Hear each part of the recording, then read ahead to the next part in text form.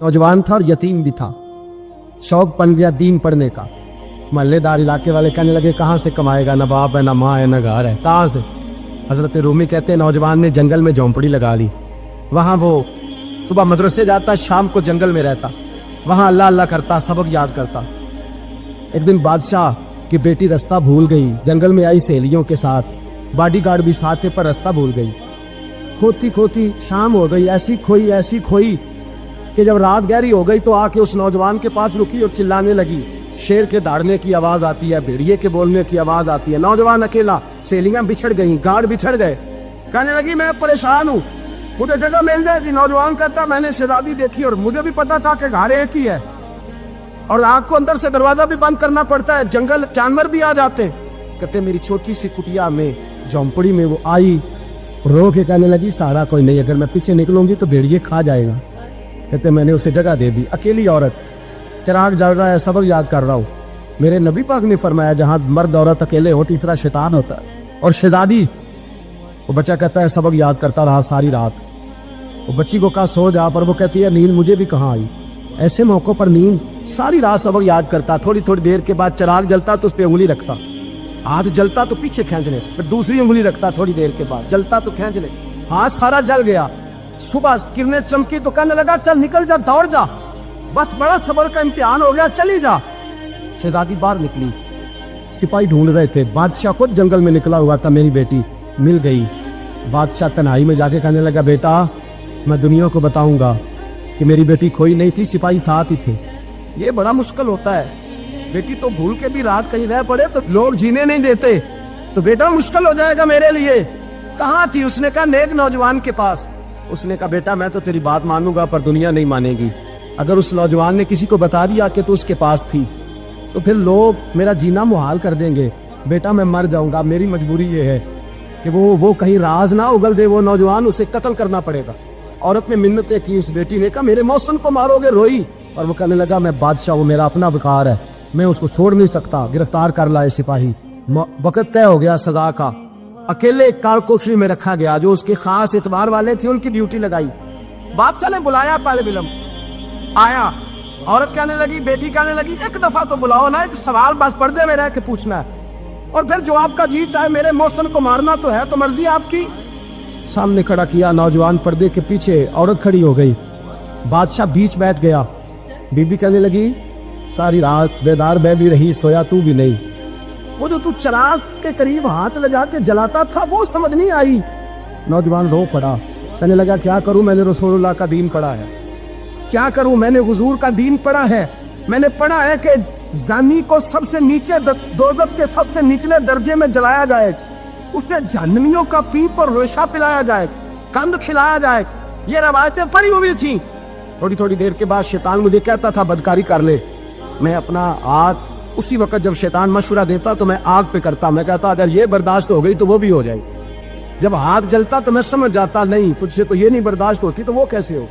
फिर मुझे शैतान मशवरा देता कोई देख नहीं रहा तो बुलाने नहीं गया, खुद आई, मैं दूसरी उंगली लगा देता। मैंने हाथ जलाया और मैं समझ गया जब छोटे से चिराग की इतनी सी शमा की आग नहीं बर्दाश्त होती तो दोज़ख की कैसे बर्दाश्त होगी। कहता मैं बाज आया। बादशाह ने ये कहानी सुनी, लफ्ज सुने तो चीख मार के रोया। कहने लगा तालिब इल्म तू तो मेरे नबी का सच्चा गुलाम है और मेरे रसूल के जो सच्चे गुलाम होते हैं उन्हें फांसियां नहीं दी जाती, उन्हें तख्त पर बिठाया जाता है। अब तुझे सजा नहीं होगी बल्कि मैं अपनी बेटी का निकाह तेरे साथ करूंगा और मेरे बाद इस सल्तनत का बादशाह भी तू ही बनेगा।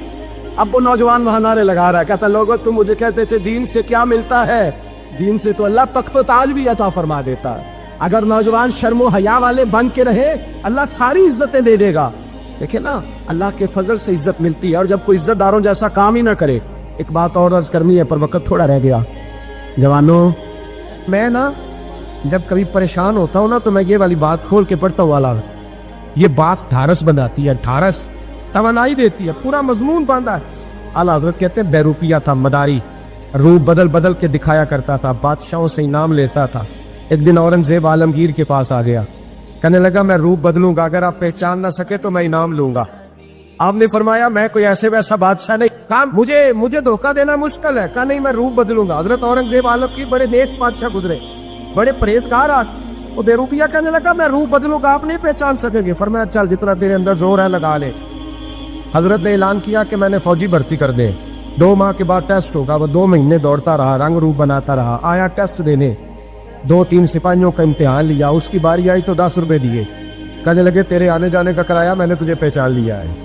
کچھ دنوں کے بعد جانے لگے سفر پر تو بھکاری آ گئے خیرات مانگنے. اس نے بھی سارے منہ پر سیاہی مال لی, کپڑے پھاڑ لیے, سر کے بال مڈا لیے, پگے تک کٹا لی, بدرنگ ہو کے آیا. کس آگے کیا تو حضرت نے 10 روپے ڈالے, کہنے لگے تیرے آنے جانے کا کرایہ میں نے پہچان لیا ہے. کچھ دن گزرے تو ٹیچر کی ضرورت تھی. اس نے مونچھیں بڑی کر لی, داڑھی نکلی لگا لی, سر پہ جنا کیپ پہن لی, ایک شیروانی لے لی اور ہاتھ میں چھڑی پکڑ کے آیا. کہنے لگا میں استاد ہوں, 2-4 بندوں کا امتحان لیا. اس کی باری آئی تو 5 روپے دیے, 10 روپے دیے, کا تیرا کرایہ میں نے پہچان لیا. 2 سال گزر گئے. وہ جب بھی آتا حضرت پہچان لیتے. ایک دن سفر پہ جا رہے تھے, بہت بڑا لشکر تھا, جہاد کرنے جا رہے تھے اورنگزیب عالم کی. تو دیکھا ایک پہاڑی ہے, پہاڑی پہ لوگ جا بھی رہے ہیں آ بھی رہے. اورنگزیب عالم کی پوچھنے لگے یہاں کیا ہے؟ کہنے لگے بابا جی بیٹھے ہیں دعا کرتے ہیں, اللہ کے نیک بندے ہیں. اورنگزیب کہنے لگے یار پرانے لوگ سارے ہی اللہ والوں کو مانتے, یہ بھی مصیبت آئی ہے جتنی نہیں آئی ہے, سارے لوگ ہی مانتے. کہنے لگے ذرا میں دعا نہ کرا لوں, بچے کام جا رہا ہوں. اورنگزیب بادشاہ تھے, بادشاہ لوگ نازک مزاج ہوتے ہیں. گھوڑے سے اترے, بڑی مشکل سے پہاڑی پہ چڑھے, اوپر گئے تو لائن لگی ہے. بابا جی غار میں بیٹھے, کہنے لگے میں نے ملنا, میں اورنگزیب ہوں. انہوں نے کہا ہمارا بابا اس طرح کا پیر نہیں کہ امیر آئے تو رنگ اور ہو, غریب آئے تو اور ہو. یہاں اگر ملنا ہے تو لائن میں لگ جاؤ, سب ایک جیسے.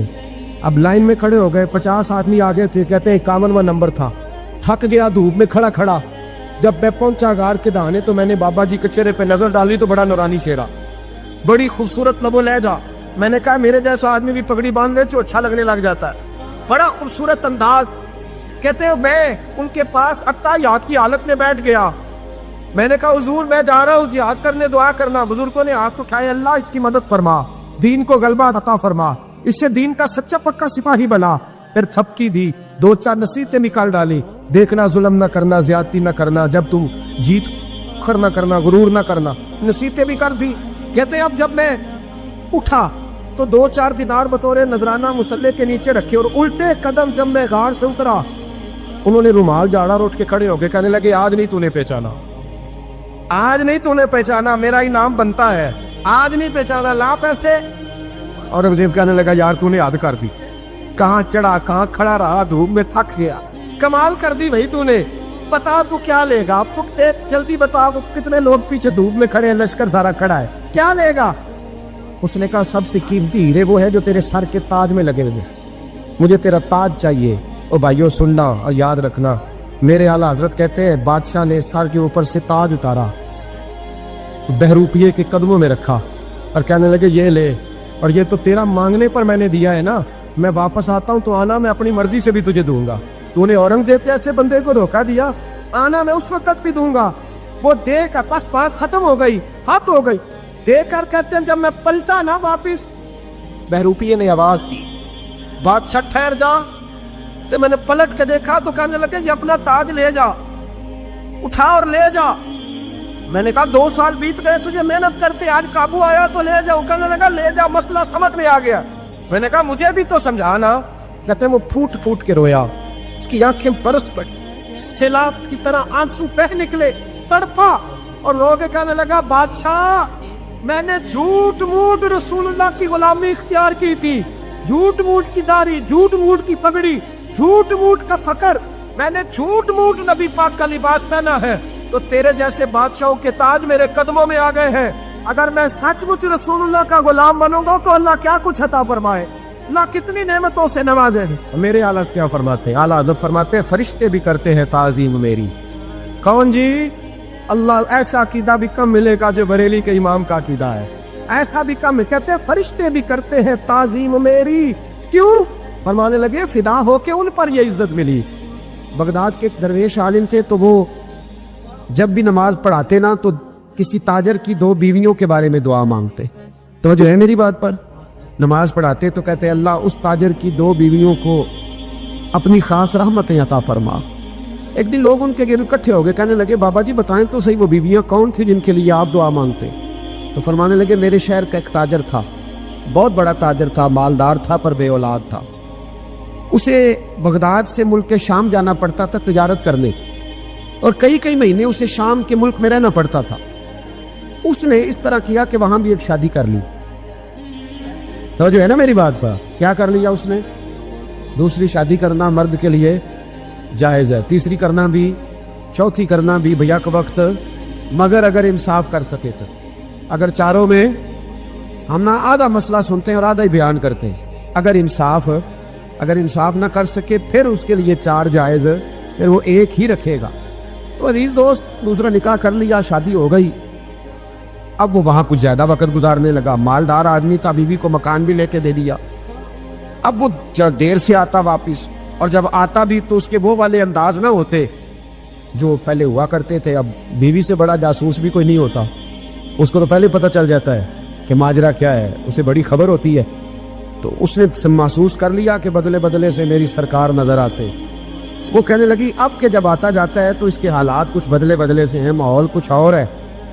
اس نے ایک بوڑھا آدمی جو اس کا عزیز بھی تھا اور سمجھدار بھی تھا اس کو تیار کیا، کہنے لگی اب کہ جب ملک کے شام جائے نا تو اس کا پیچھا کرنا اور خبر کرنا کہ کہاں رہتا ہے، کہاں جاتا ہے، کیا کرتا ہے۔ وہ بوڑھے بزرگ جو تھے وہ خاتون کے کہنے پر کچھ اس نے کرایہ بھی دیا۔ وہ اس تاجر کے پیچھے گئے اور واپس آ کے خبر دی، کہنے لگے کہ یہ تو 2-3 سال بیت گئے، اس نے وہاں بھی شادی کی ہوئی ہے، تجھے بتایا ہی نہیں۔ ابھی بھی بڑی سمجھدار تھی، حوصلہ مند، زیرت، اس نے شور نہیں مچایا۔ اس نے کہا کہ میں نا اب جب آئے گا نا تو طریقے سے بات کروں گی اور پوچھوں گی کہ ایسا کیوں کیا۔ اور یہ بھی اس نے آ کے بتایا کہ اگر تیرے ساتھ نکاح کے بعد اسے اولاد نہیں ملی تو اولاد وہاں بھی کوئی نہیں، یہ مکمل تفصیلات۔ اب جب اس دفعہ خامند آیا تو آتے ہی وہ بیمار ہو گیا، کمزور ہونے لگا۔ اب خاتون نے مناسب نہیں سمجھا کہ آتے ہی دڑام سے میں اس کے سر پر یہ ٹھوڑ دوں کہ تو نے نکاح کیا ہوا ہے اور مجھے بتایا نہیں۔ وہ ذرا تسلی میں رہی، کچھ وہ بیمار تھا، حوصلہ رکھا، خدمت کرتی رہی۔ کچھ دن گزرے تو وہ تاجر انتقال کر گیا، فوت ہو گیا۔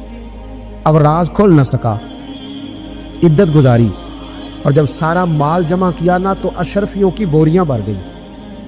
سارا مال اس بی بی کا، 4 بوریوں میں اشرفیاں، 4۔ یہاں تو پیٹ کا دوزخ ہے، معاذ اللہ، بھرتا ہی نہیں۔ حل من مزید، حل من مزید۔ وہ جو کہتے تھے نا کہ بس باہر چلا جاؤں اور باہر میں کچھ تھوڑے سے پیسے کما کے 2-3 سال میں لوٹ آؤں گا، پھر یہاں آ کے کوئی کاروبار کروں گا، وہ گئے ہیں تو واپس نہیں آئے۔ وہ جو کہتے تھے نا بس میں نے اتنا سا کاروبار کرنا ہے کہ مکان بن جائے، انہوں نے 4 مکان بھی بنا لیے ہیں، لیکن بریک حل میں مزید کی دوڑ ہے۔ اب 4 بوریاں اس عورت نے چھپائے رکھی، کوئی بندہ نہیں جانتا بغداد میں کہ ملک کے شام میں تاجر کی دوسری بیوی بھی ہے۔ جب وہ فارغ ہوئی تو اس نے اس بوڑھے جاسوس کو پھر بلایا اور 2 بوریاں اونٹ پہ رکھی، خود بھی ساتھ بیٹھی اور ملک کے شام گئی۔ اللہ اکبر۔ اور بزرگ کہتے ہیں میں ایسے نہیں دعا کرتا۔ اس کو جا کے کہنے لگی میں اکیلی وارث نہیں ہوں، آدھے کی وارث تو بھی ہے۔ میں اکیلی وارث نہیں، یہ تقسیم وراثت ہے، آدھی کی وارث تو بھی ہے، تو رکھ اپنے پیسے۔ مجھے پتہ ہے اس نے نکاح کیا تھا پر مجھے بتایا نہیں تھا، تو رکھ اپنے پیسے، میں تجھے دے رہی ہوں، آدھے تیرے ہیں آدھے میرے ہیں۔ اس نے نظر اٹھائی تو رو پڑی، کہنے لگی نہیں اب یہ سارے تیرے ہی ہیں، اگر تو اللہ سے ڈرتی ہے تو میں بھی رب سے ڈرتی ہوں، اگر تو مصطفیٰ کریم کا کلمہ پڑھتی ہے تو میں بھی اسی نبی کی ماننے والی ہوں۔ کہا بات کیا ہے، میرا کیوں ہے سارا؟ تو وہ خاتون کہنے لگی وہ 2-3 سال سے میرے ساتھ نکاح تھا اور اس نے بتایا تھا مجھے کہ میری بیوی بھی ہے، اور میں غریب تھی تو میرے والدین کو بھی بتایا تھا کہ میری دوسری شادی ہے۔ یہ مکان اس نے مجھے لے کے دیا تھا، میرے تمام اخراجات وہ پورے کرتا تھا، نان و نفقہ کا خیال رکھتا تھا، لیکن اب کہ جب وہ آیا تو وہ بیمار تھا۔ اس نے مجھے بتایا کہ مجھے طبیب نے بتایا ہے کہ میں شدید بیمار ہوں، شاید بچ نہ سکوں۔ تو کہنے لگی وہ مجھے کئی لاکھ روپے بھی دے گیا اور جاتے دفعہ مجھے طلاق بھی دے گیا، فارغ کر گیا۔ کہنے لگا تو جہاں چاہے میرے بعد نکاح کر سکتی ہے، اور کہنے لگا میں چاہتا تھا پہلی بیوی کو بتا دوں، موقع نہیں بنا اور اس کا دل نہ ٹوٹے، بتا نہیں پایا، لہذا وہ مجھے ڈھیر سارے پیسے دے چکا ہے، سارا میرا حصہ مجھے پہلے سے دے چکا ہے۔ میری بہن اب یہ 4 بوریوں میں سے 2 میری نہیں بلکہ 4 کی 4 ہی تیری ہے، تو ہی اس کی حقدار ہے۔ تو بزرگ کہتے ہیں مجھے بتاؤ جن کے اندر اس قسم کے تقوی کی جھلک ہو ان کے لیے ہر نماز کے بعد دعا مانگنی چاہیے کہ نہیں مانگنی چاہیے؟ حضرت عمر کے زمانے میں نا ایک نوجوان تھا، नेक था, मस्जिद जाया करता था रात को। तो मस्जिद जा रहा था तो रास्ते में एक औरत ने दावत गुनाह दी, इब्ने असाकर ने इसको लिखा है। तो नौजवान था, ख्वाहिशात थी, कुछ तबीयत माइल हो गई। अभी उधर जा ही रहा था कि किसी ने आयत पढ़ दी, वाली मन खाफ मकाम रब्बी जन्नतान, जो रब के सामने खड़े होने से डरेगा अल्लाह 2 जन्नतें देगा। वाकई डर गया वो, वाकई डर गया, इतना डरा कि बेहोश होके गिर पड़ा। बीमारी से लोग बेहोश होते हैं, पैसे डूब गए बेहोश होते हैं, बच्चे के गम में बेहोश होते हैं। सच बताओ, कभी खौफे खुदा से भी बेहोश होता कोई देखा है? हमारे यहाँ तो रोजमर्रा ही नहीं है भाई। और बड़ी बातें हैं बेहोश होने की, डरने की, गश खाने की। बेहोश होके गिर पड़ा। बूढ़े बाप को किसी ने बताया बच्चा बेहोश पड़ा है, उठा के घर लाए। घर ला के कहा बेटा क्या हुआ? नौजवान है, चढ़ती जवानी है, पर पाकीज़ा बड़ी है। मुझे लगा अब्बा जी गुनाह की तरफ चला गया था, पर मैंने आयत सुन ली जो अल्लाह के सामने खड़े होने से डरेगा रब 2 जन्नतें देगा। मैं डर गया था, रब वाकई 2 जन्नतें देगा। बाप रो पड़े, अब्बा जी की आंखों में आंसू आए और कहा पुत्र अल्लाह बड़ा मेहरबान है, उसके बाद ये सच्चे हैं, वाकई 2 जन्नतें देगा। उसने फिर एक चीख मारी और इस तरह की मारी कि उसकी रूह ही परवाज कर गई, रूह ही परवाज कर। कुश्तगाने खंजरे तस्लीम रा, इश्क की खंजर से कत्ल हो गए लोग। सुबह हजरत उमर को पता चला कि उन्होंने तो रात जनाजा भी पढ़ दिया, तदफीन भी कर दी। जनाब उमर फरमाने लगे इतना नेक नौजवान खौफे खुदा से दुनिया से चला गया, मुझे क्यों नहीं बुलाया, मैं जनाजा पढ़ता। फारूक आजम फरमा रहे मेरा शौक था मैं उसका जनाजा पढ़ता। हुजूर